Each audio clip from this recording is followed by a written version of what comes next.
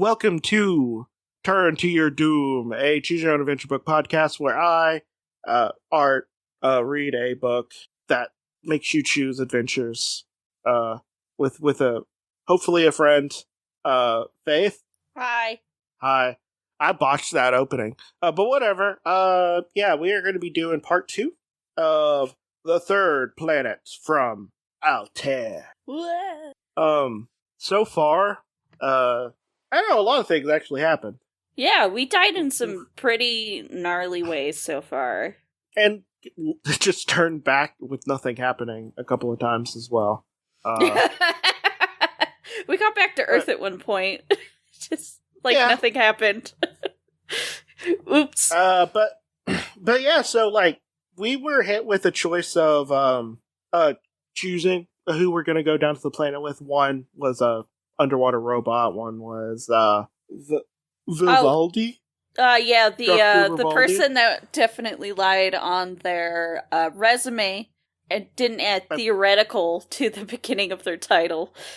Yeah, well, it was like they were like a alien linguist or something, extraterrestrial linguist, xenolinguist. Yeah, xenolinguist or something, which is just like, yo, if you've never met any aliens, then you can't say that for sure, unless you was talking to like cats and dogs. Yeah, yeah. No, interspecies. It was interspecies linguist. Yes, or anthropologist or something. I don't know. So, what we're doing, we went with the robot. We found out that as I say, the ocean is only there to kill you. That's it. Yep. It has no other purpose except for being the heat sink of the planet we're currently on. And filled with things that just want to kill you. Yeah. Then we went with Dr. Vivaldi, which I assume he went to Earth hundreds of years later, and you're both like, I don't know, like it's like a weird Planet of the Apes thing. Not Planet of the Apes, but like, you know, you go in the spaceship and then it's like hundreds of years later after you get back to Earth. You saw a Coca-Cola can. I don't know how else to explain this. Yeah, I kind of just assumed we came back and it was like just a couple months later. Like, I feel like they would say that it was just like, hey, there's a like, because like if Earth had enough like ability to send something into space, they should have the ability to, I don't know, contact the ship or like send like a landing crew or something to where you're at. Like, I feel like you would be intercepted somehow. Yeah, like so they would that's see why us. I think it's. They would see us going by.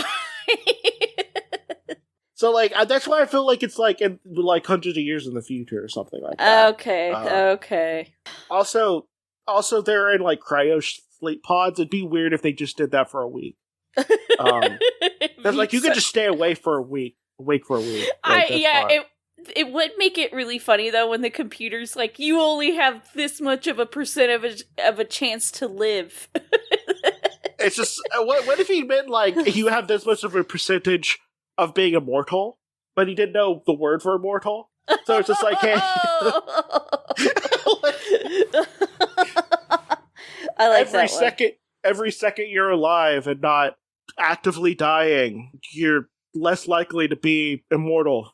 But instead, we're going to be following, and it's a guy, the scientist, the old Pickens. scientist man. We're taking the old man with us. Yeah, he's supposed to look like Albert Einstein a little bit. Oh my gosh. Yeah, but yeah, so we're going to go with the old man. So, you and old man. Sorry, you and old man. Yep, no. You and old man. That's his name now.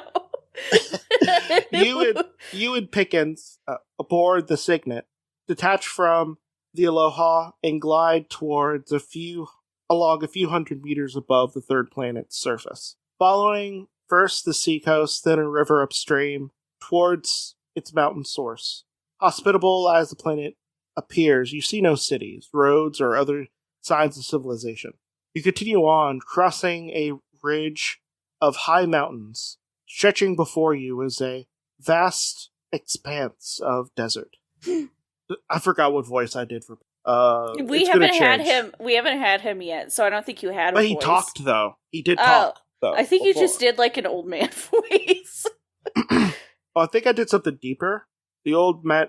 Well, I don't want to do. Well, I don't know how to do German. I was going to do like bad Russian for a moment. The mountains must catch the moisture-laden air blowing back from the sea, so rain rarely reaches the interior. That's how that works generally. Pickens says, but there may be life somewhere, someplace. See those cliffs? If I'm right, they must be made of limestone. There might be large caves under them. If the planet has been threatened, societies may have formed in the caves. Perhaps we should land here and investigate. If you land by the cliffs, turn to page 26. If you fly into the interior, turn to page 27. Let's land by the cliffs. Okay. The Signet smoothly descends to the surface. You cut the jets just as it touches down. But instead of landing on firm ground, the Signet slowly begins to sink into some soft, sticky substances. What have we landed in? Damn it! It looks like some sandstone, but it seems to be permeated with oil. I've never seen anything like this anywhere. And if we don't stop sinking within a few minutes, we're finished. As he's talking, you pull the emergency ascent levers. Most of the jets have become clogged, but one of them fires a blast that tilts the Signet onto its side. Now we are going down faster. Pickett says. Usually press the radio distress call, but a button. The Signet computer calculates and radios your location. Suddenly, it's all blackness outside. There is hope of rescue if we don't sink that much further. But you do. Womp womp. The end. I was gonna say. I'm betting that we keep sinking. Yeah. So, we're just gonna hop over to the next page where you just fly in. So, as you and Pickens fly across the desert, you see below you a dome about 12 meters high and 20 meters in diameter. You bring the Signet down to a landing and walk up the dome. It is as blue as the sky and made of a substance like the hardest crystal. At last, you have evidence of intelligent life on the third planet. It appears this was part of some large underground settlement. The only way to find out is to open it up with a laser beam cutter. I am going to do it. But it may have a defense system, you point out. No worries, Pickens replies. Our sensors would have detected their monitoring system. If you agree and let Pickens cut open the crystal dome, turn to page 49. If you insist on first reporting back to the Aloha, turn to page 50. I feel like one of those is the right answer. Like maybe if you find sign of intelligent life, maybe you should, I don't know, tell your commander. So like, just in case anything happens or something. Yeah, I'm gonna call the back. other one. Just go ham. The other one. Just let this old man use the laser. He obviously really wants to use the laser. Obviously, but too bad. We're calling the ship. Okay, which one do you want to do? I want to call the Aloha and be like, "Hey, bitch, we found intelligent life." Also, the old man wants. Also, the old man wants to use the laser, but I feel like once you're over 60, you shouldn't drive, and you definitely shouldn't use a laser. So, you and Pickens return to the Signet and radio the Aloha. The captain tells you that Dr. Vivaldi had surveyed a large area in the Signet 3 and reported finding a monument covered in writing. The computer has analyzed the inscriptions. Now we know the meaning of the messages. The message our astronomers had first. Now we know the meaning of the messages in fucking hell. Now we know the message. I can't read a simple. Now we know the meaning of the message our astronomers first detected in Hawaii. The captain tells you. It means we're coming. Friends. A race of beings have been living on this planet. Many of them have fled. Some others are hiding underground and under the sea. Because of the solar system, we will be soon swept by particles of antimatter and perhaps even destroy the planet itself. Oh, shit. The planet they're fleeing to is our own planet Earth. A few hours later, the Aloha once again is traveling through interstellar space, heading towards home. As you look at the vast panorama of stars and galaxies, you wonder what would become of the third planet from Malcolm. The end. Dang. Okay. Well, I'm glad that they put a post-it note.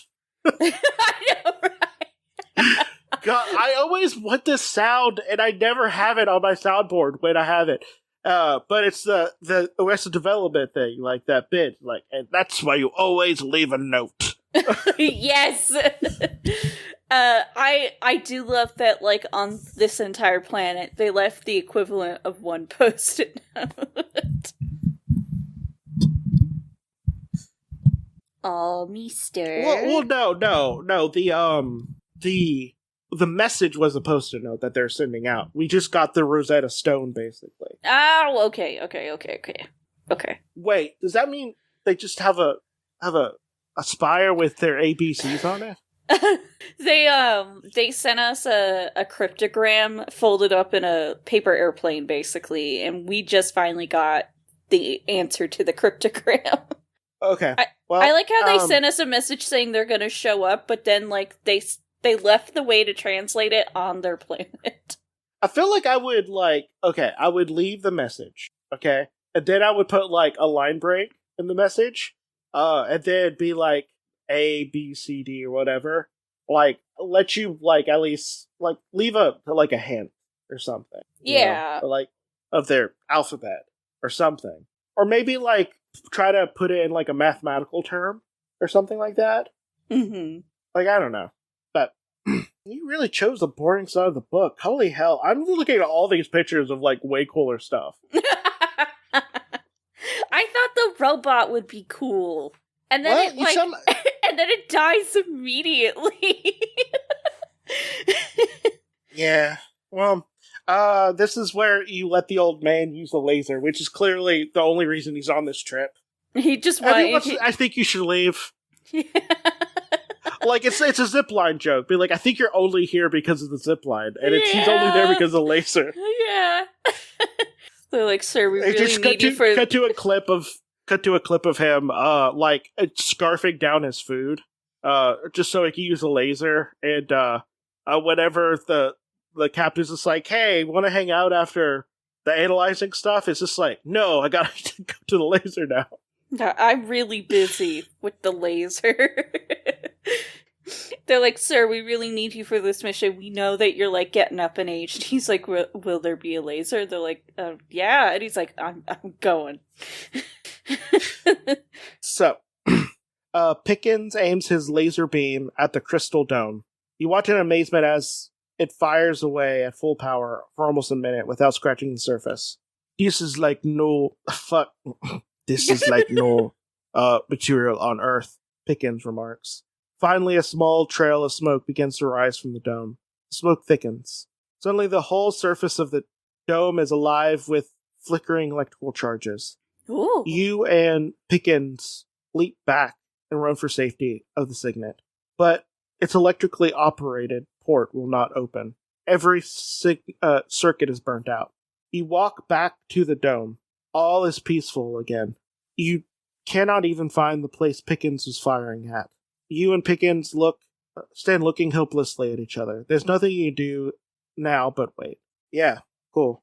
Well, the thing is like, if Dr. Vivaldi is on the planet in the signet as well, like, they'll probably be like, oh, what's happening? Why aren't they back?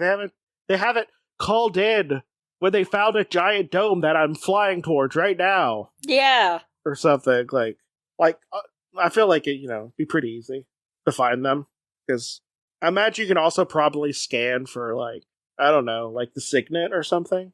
I don't know. Yeah, I assume that you have, like, a GPS in your fancy ass, like, surface ship. I don't know how to read letters. I was just like, the fuck? What's happening? What does it mean? Okay, so we are heading all the way back to our second decision, where we originally chose to go to the water moon, but then the captain was just like, stop having fun.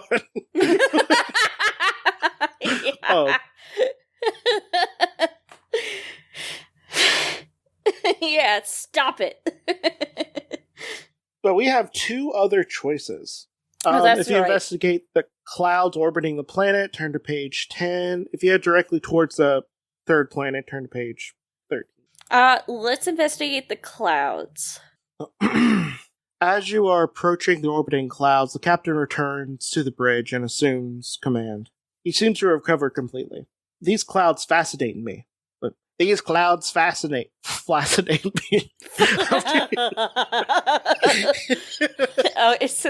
So they're really interesting, but they also like make you soft at the same time. Yep. They're fascinating, but also not in a horny way. So, okay, thank goodness. These clouds fascinate me, he says. They're so symmetrically shaped, almost as if they were placed by an intelligent being. Perhaps to protect space stations from ultraviolet radiation? Or maybe there's a god? Checkmate, atheist!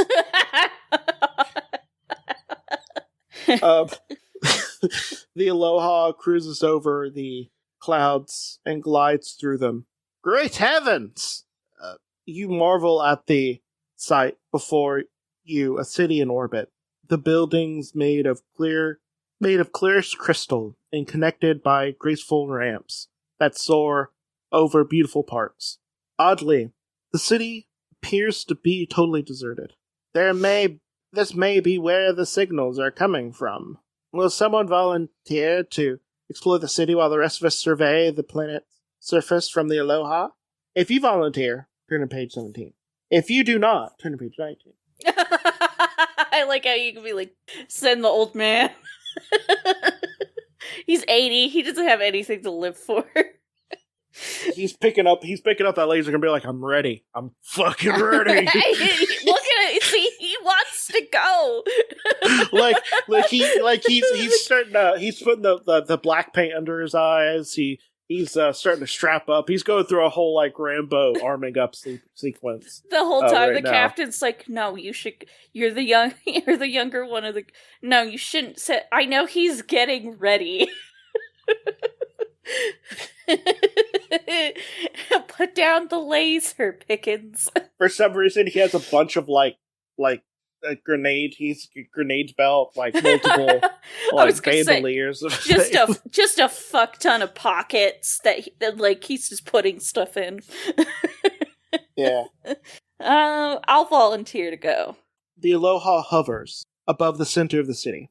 You don your spacesuit, step out of the spaceport, and float gently down to one of the supporting planes. You watch the Aloha glide away, then turn your attention to the city before you. The walkways and buildings are clean and fresh, as if they've been built yesterday. You wonder who lived here. Why did they leave? Where did they go? There's little gravity in the city, and you can almost fly along the streets.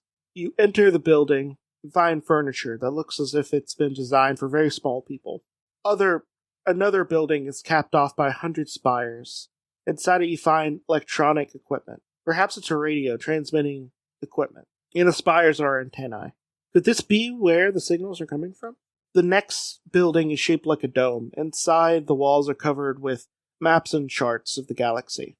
One chart in particular strikes your eye. It looks like your galaxy. It looks like it has a picture, and it's clearly supposed to be the Milky Way. No, not the Milky Way. It's supposed to be like our solar system. Okay, so if you continue to explore the city, turn to page 28. If you radio to the Aloha at once and tell them of your discovery, turn to page 32. What was the other option? If you continue to explore.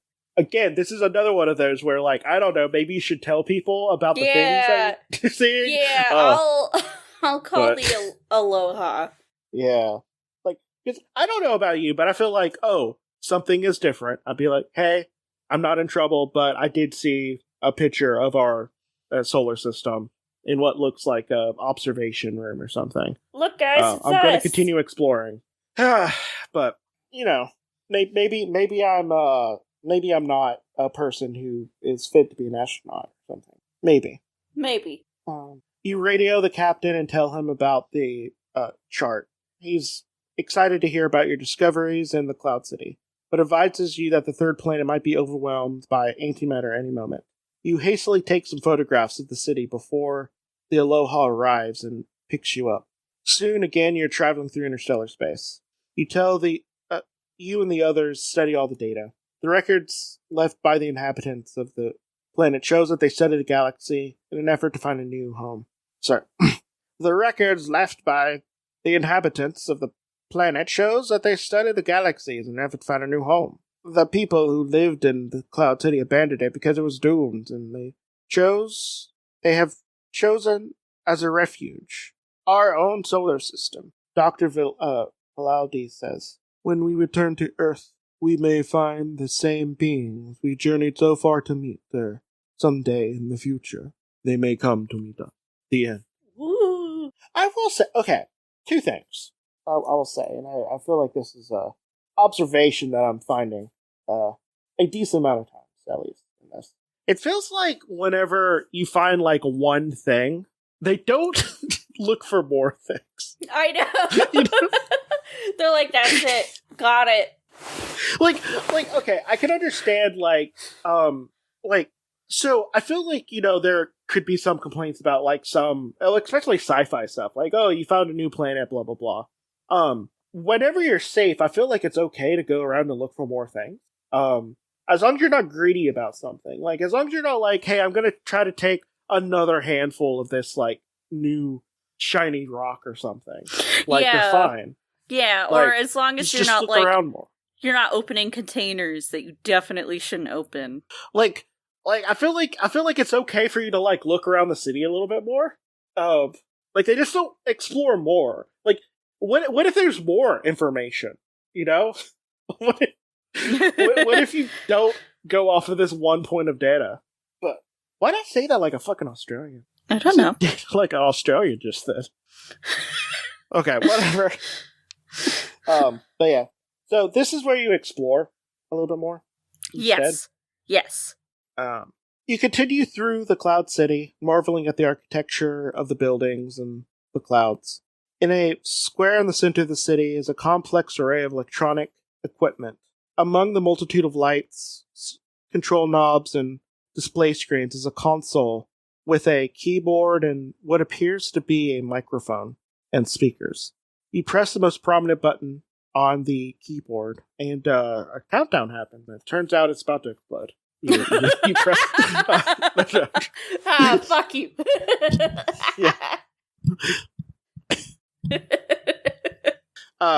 You press the most prominent button on the keyboard. Immediately you hear a succession of musical tones, then vocal sounds that remind you of a foreign language. The computer's talking to you. Feeling somewhat awkward, you answer the computer saying, I come from the planet Earth? Page 79. You're about... Wait, The computer makes more sounds as if it replies. You talk some more. It answers, this time repeating some English words. You realize the computer's learning your language. Then half an hour to communicating in broken English. It tells you that within its memory banks is all the knowledge ever attained by the inhabitants of the third planet. Soon after the Aloha returns, the Captain Pickens and Vivaldi are excited by your discovery. But they report the antibiotics brought from Earth are proving ineffective against the dangerous microorganisms in the atmosphere of the third planet. The ship must leave immediately or you'll become fatally ill. Although the computer's too bulky to load aboard the Aloha, Pickens is able to detach some of its memory banks and bring them along. We have not completed our mission, but with this knowledge of the third planet's people stored in this memory banks, we may be able to do much for the people of Earth. The end. Yeah. Okay, at least that's a valid reason to run away. Yeah, and it does harken back to the ending where we did die from the bacteria. Yeah. Although that bacteria was, like, way more aggressive. Yeah, that fucked us up. Us and Vivaldi. Yeah. I will say, I do like the vibes of... It feels like you're actually exploring in them. Yeah. Like, you're getting, like, decent information from each route, and it doesn't seem like it's canceling each other out, necessarily. It's just like you get, like, pieces of information here and there, and, it's interesting. I'm liking it so far. Yeah. Okay, so instead of volunteering, I wish there was one where we could explicitly send the old man. Yeah, instead of volunteering, you just don't. Do not. So, since no one volunteers to explore the Cloud City, the captain decides to proceed to stationary orbit. I mean, the captain could just he could just make somebody go. Yeah. Like I feel like that's like I feel like if he asked, like he wants someone to go down, like he doesn't know that there's like deadly bacteria yet in the air, or microbes. So like I feel like you'd be like, well, since no one volunteered, then but whatever. The Aloha gracefully peels off from the clouds and arcs closer to the surface of the third planet. You look down with fascination on a green and blue planet, surrounded by a blue-green band of atmosphere that merges into the blackness of space. You can see eerie lights flickering around the planet's poles. "Computer," the captain calls out. "Analysis, beta radiation. Screen 4. Voice. I'm about to do something real awful to you, by the way. Oh, God. Because I just noticed that they updated something. Phenomenon. Unknown to Earth. Hypothesis. Approaching antimatter storm. Antimatter storm. I think the computer is right, Pickens says. And this storm will be far more intense than the one we experienced in space. We may have to get out of here at hyperspeed, but I want to find out as much as I can before we go. It's a dangerous situation, but we have a job to do. Someone is going to have to take the Signet 1 down and check out the surface. If you say you'll go, turn to page 35. If you just don't, turn to page 36. Yeah, sure. I'll go.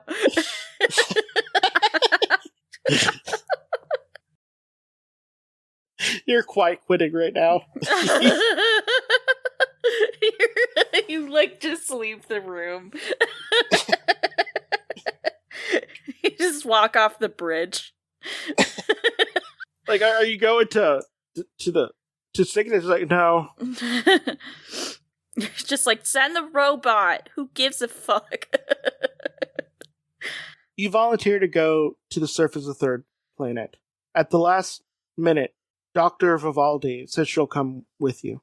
Oh, okay. The two of you board the Senate and cut loose from the Aloha and glide down towards the planet's surface. Yeah. Just making sure we didn't go this page. Okay. I know, I was kind of thinking about that. I was like, are we going to loop back around or something? Yeah, I was checking. It doesn't look like it. Cool. Those planets offer natural protection from the wind and the heat of Altair. They also mark the boundary between desert and mountain. On Earth, places like this are natural sites for settlements. You land and proceed on foot, following a trail along the base of the cliffs. The trail winds along the narrow ledge, besides a overhanging wall of peaked grayish rock. Soon you'll came to an open to a large cave.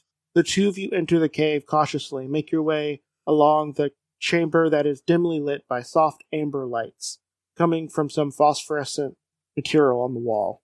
Turn to page 101. No, I was wrong. This is a... Oh, I do remember this, because I was like, I bet it's mushrooms. I bet it's some kind of fungus. Yeah, this one goes... We either open the door or we don't, and if we open the door, we get bodied by the bacteria. Yeah, so I do like how this is kind of looping and stuff. Like, it really shows that, like, they kind of thought about, like, what the story would be. Yeah. And stuff. Yeah, but that one loops to Vivaldi. I guess that means, at least on this side, that's, like, kind of the main story? Kind of? Huh.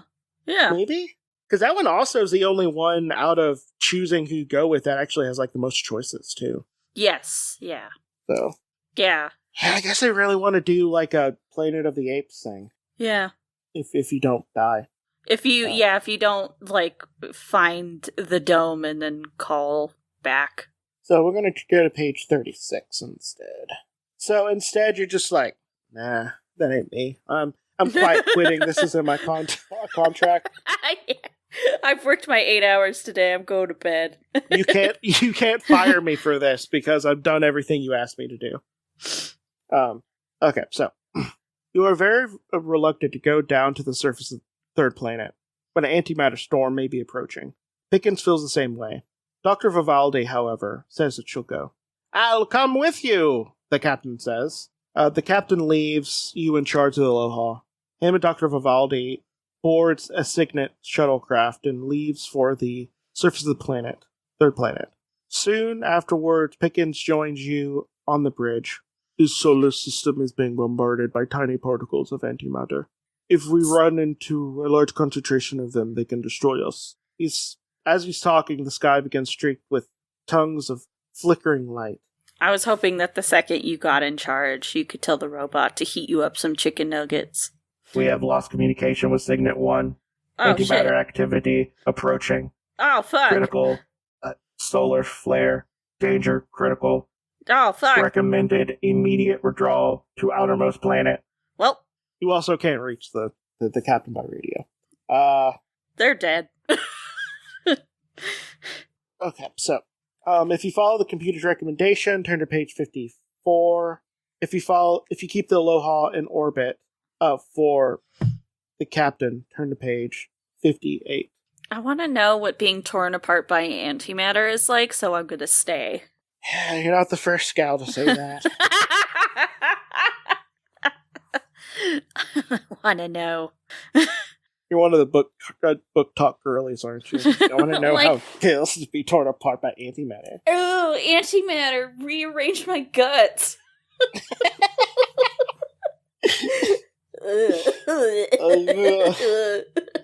Meanwhile, antimatter's actually underage, and you didn't know. And a bunch of people are hitting on them. Ew. Okay, so we're gonna not do the thing that I just point down. Okay.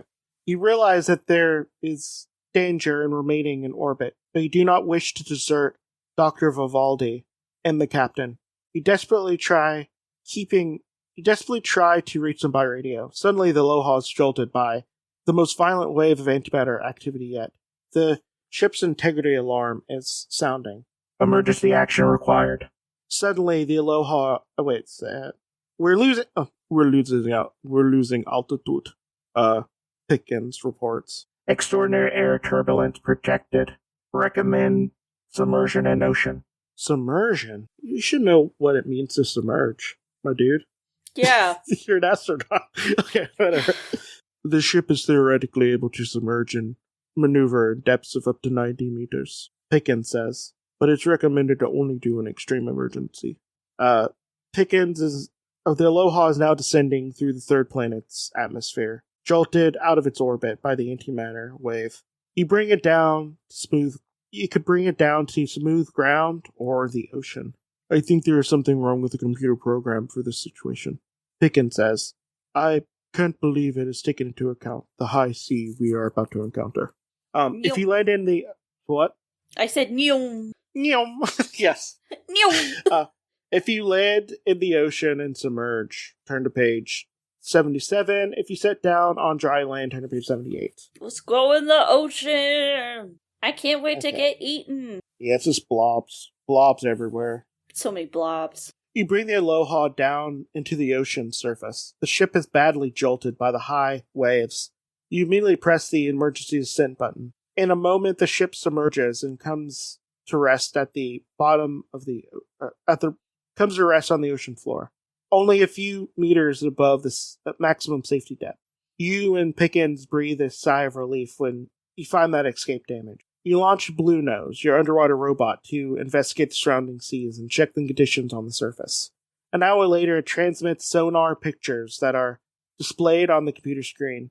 The Aloha is not far from a large dome set in a rock ledge. The dome is made of an extremely hard crystalline material.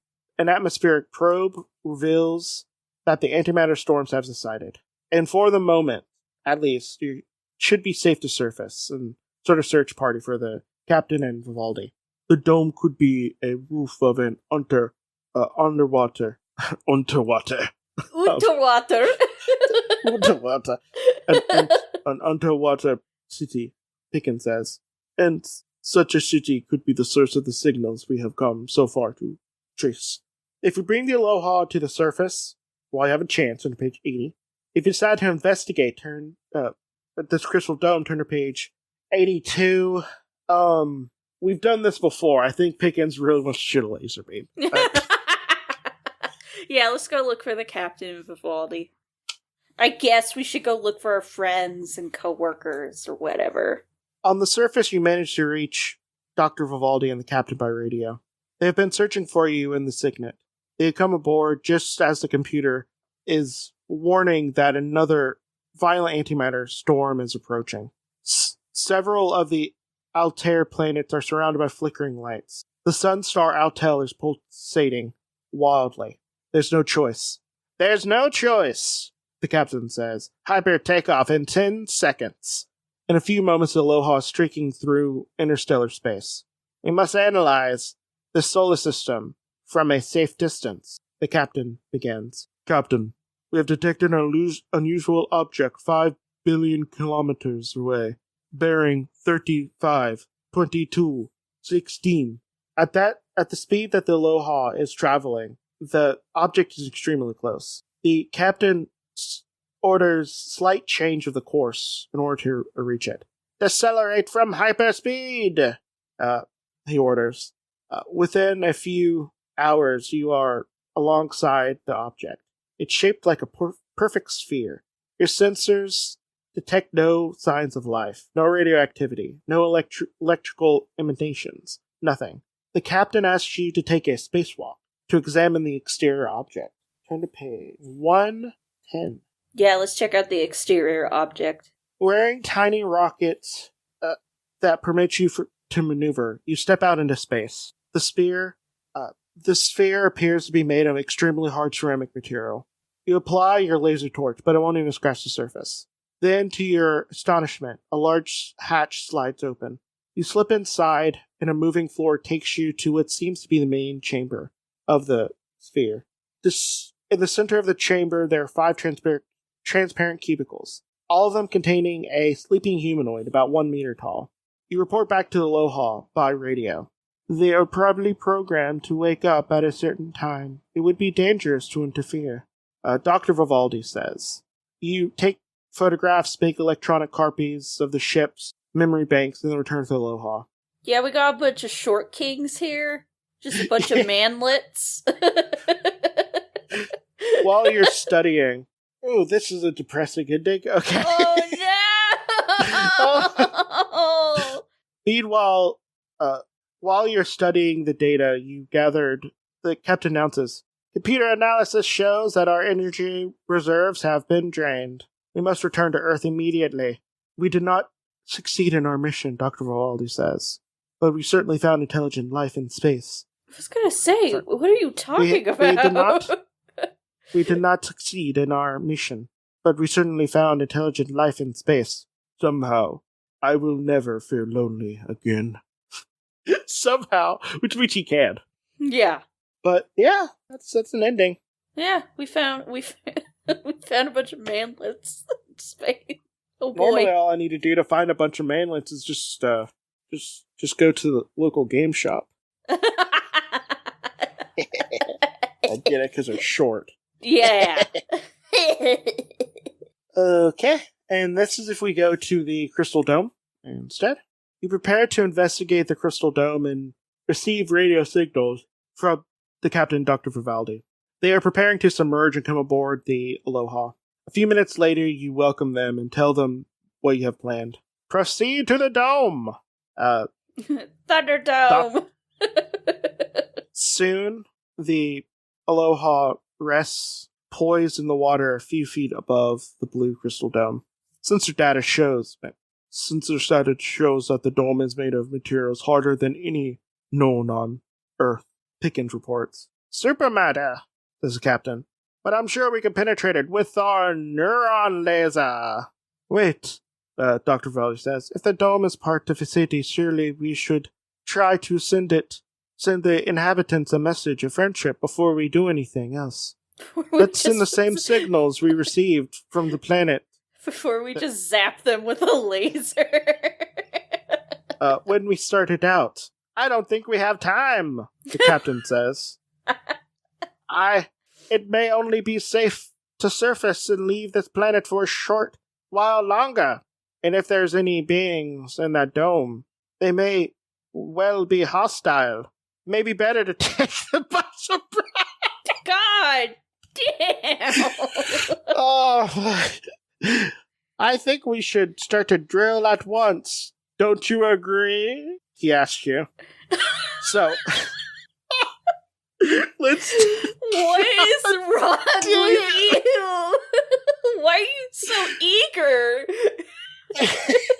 Did you come on this trip just to fight aliens?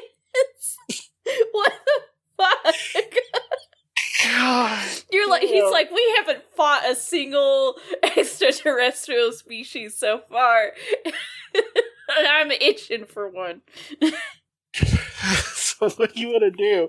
Do you want to advise... If you advise drilling, I want you to page 93. If you advise sending signals, turn to page 94. I want to send a signal. What is wrong with this? Why was he made captain? I signed up for this mission for two things. One, space. Two, fighting things in space. And we're not in space anymore. He's like, we're just gonna raw dog it. God damn. Okay. Alright, try your signals. The captain tells Dr. Vivaldi. It only takes a few moments for the computer to select the famous signals from its memory banks and broadcast them through the dome. It takes only a moment before the same signals are received on the Aloha. Everybody cheers. The captain immediately orders the computer to begin exchanging language information with the beings in the dome. In only a few minutes, the computer is able to understand some of the alien signals. Dr. Vivaldi analyzes the computer's crew translation. I'm not sure if I understand their message, but I think they are defending themselves against the antimatter storm. They can open up this dome and let the Aloha enter, but if the antimatter activity grows stronger, they may not be able to let us out. The captain says he would like his crew to make the decision. Vivaldi favors entering the dome. Pickens is opposed. Your vote will decide. If you vote to enter the dome, turn to page 99. If you do not, turn to page 100. Let's go in the dome, baby! Worst comes to worst, it's a Thunderdome, and I know I can beat all of these people. The decision's made. Vivaldi orders the computer to transmit the message. We desire to enter. That's also what I say whenever I am wanting to woo someone. Just like... Your face is symmetrical and a desire to enter. That's the entire basis of human attraction. You watch the sensor data display panel. A few minutes later, your computer analysis began. Dome rotating at 8 degrees per minute. You realize that dome is actually a sphere, and within minutes, the underside faces you. The entire quadrant slides open. The Aloha is drawn within, and the open section slides closed. The display shows that you're in a cavern several kilometers across. The ground is covered in a blue-green moss. Groves of tall, feathery plants, colored as brightly as tropical fish, bedeck the landscape. Not far from the Aloha are groups of crystal cubes, each as big as a small room, stacked on one on top of each other, and set back at each level like steps of a pyramid. Looking through the window of the gloom into the gloom of the cavern, you see a single gray figure, about 4 feet in height, emerge from one of the crystal cubes and slowly move towards the Aloha. Its perfectly round head sits on a squat body, supported by 4 flexible limbs.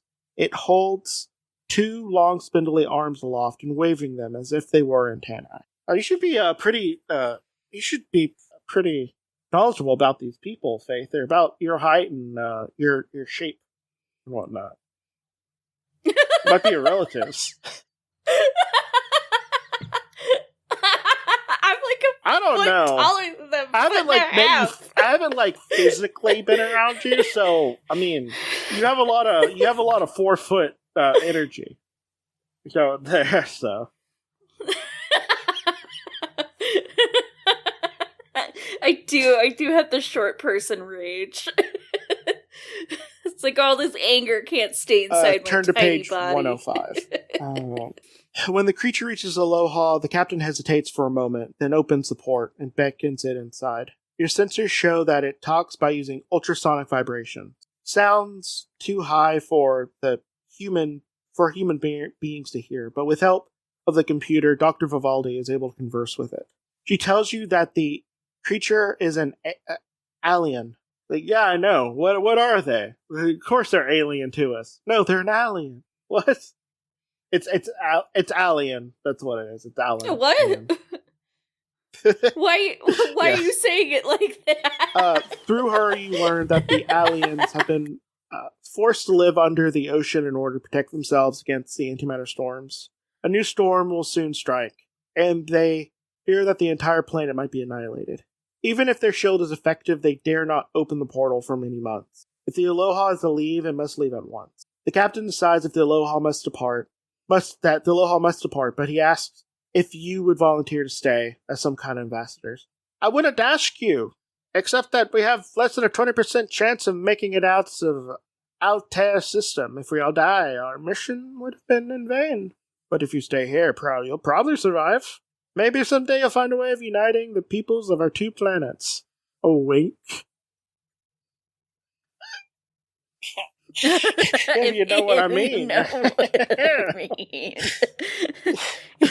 Yeah, if you say you'll stay, turn to page 13. If you say you want to leave with the others, turn to page 114. Okay. I'll stay. I'll introduce stools to the manlets. There's no time for farewells. In a moment, the sphere rotates, the door slides open, and Aloha is released into the ocean. You never felt so homesick in your life. But your hosts do their best to make sure you're comfortable. They teach you about thought transference without language. They tell you about their history. You learn about the inhabitants of the 3rd planet that set up underground shelters and where they hope to survive the antimatter storms and learn how to combat them. The others fled in spaceships to find refuge someplace else in the universe. Before the spaceships left, the alien searched the galaxies with enormous telescopes, and they found the best possible planet to colonize. Then they were preparing for the long journey. They sent a message to that planet with the meanings of, I'm coming. Oh.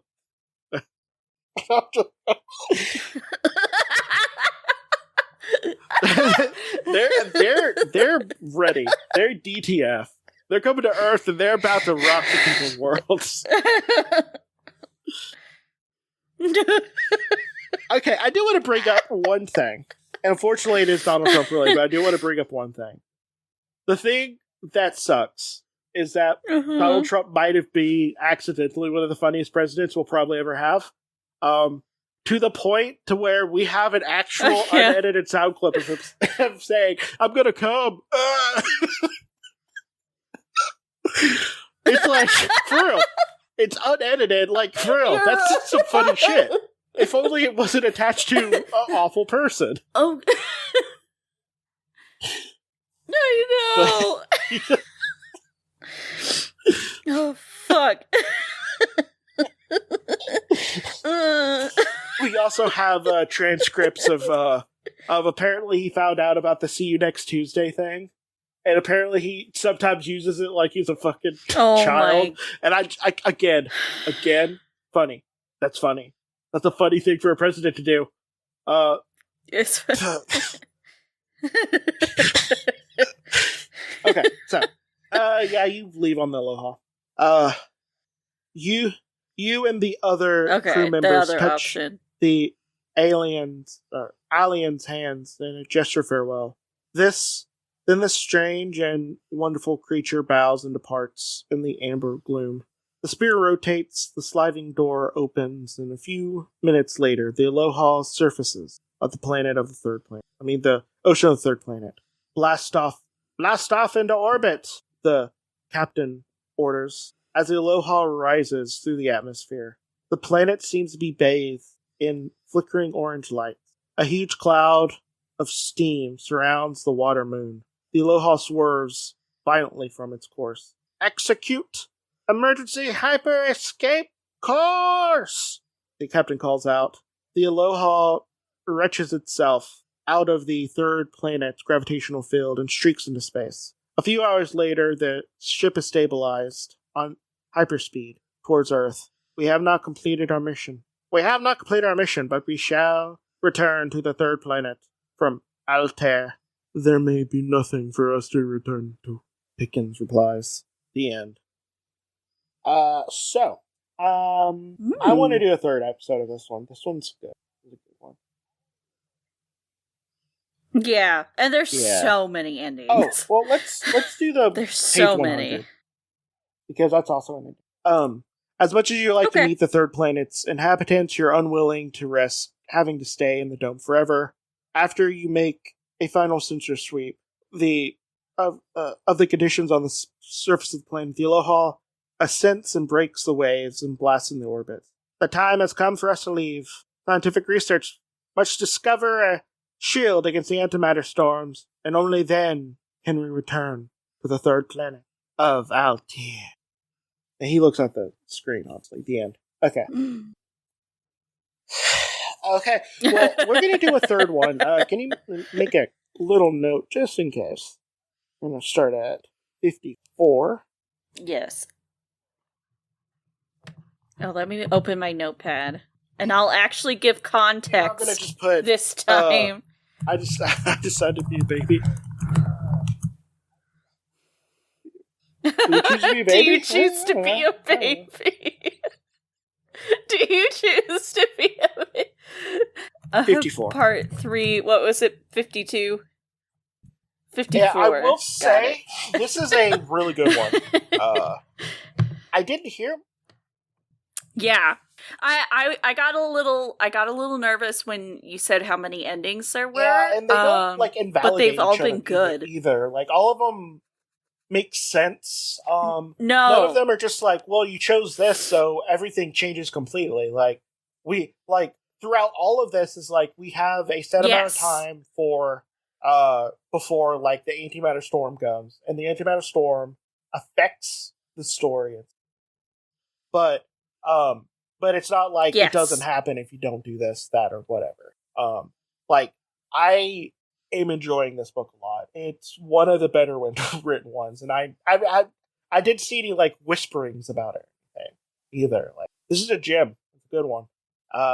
But by the time this comes out, we should have a Blue Sky thing. I don't know what it is yet.